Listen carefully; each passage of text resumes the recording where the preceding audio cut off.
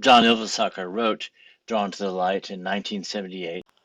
He named the tune La Crosse because he debuted this song at the Welka Conference in La Crosse, Wisconsin. And it's based on an old English tune called Swartfell's Rocks. John was born in 1937 into a Norwegian Lutheran family in Fargo, North Dakota. His daddy, Carl Ilvasacker, chaired the religion department at Concordia College in Moorhead. His mother was a librarian. In fact, today Concordia's library is named for him.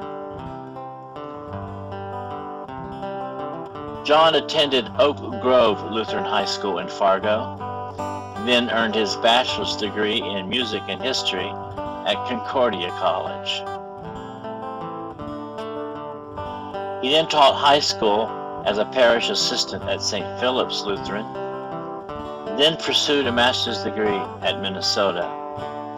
Influenced greatly by the protest music of Pete Seeger, he crisscrossed the country sharing his music in support of the civil rights movement of the 60s, and he wrote theme songs for national youth gatherings, like the 1961 gathering where Martin Luther King Jr. was the keynote speaker.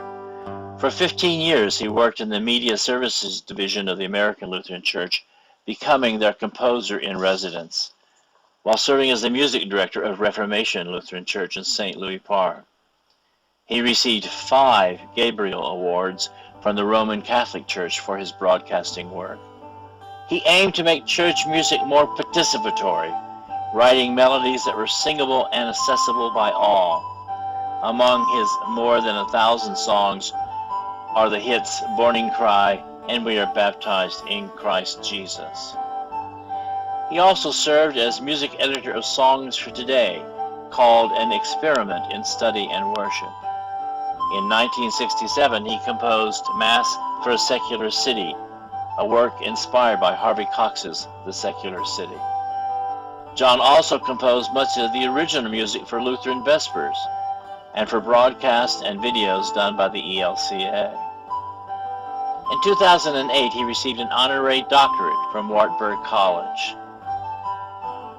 In the preface to his Morning Cry, he identifies 2 streams of congregational song, the spiritual folk song tradition and the psalm hymn tradition.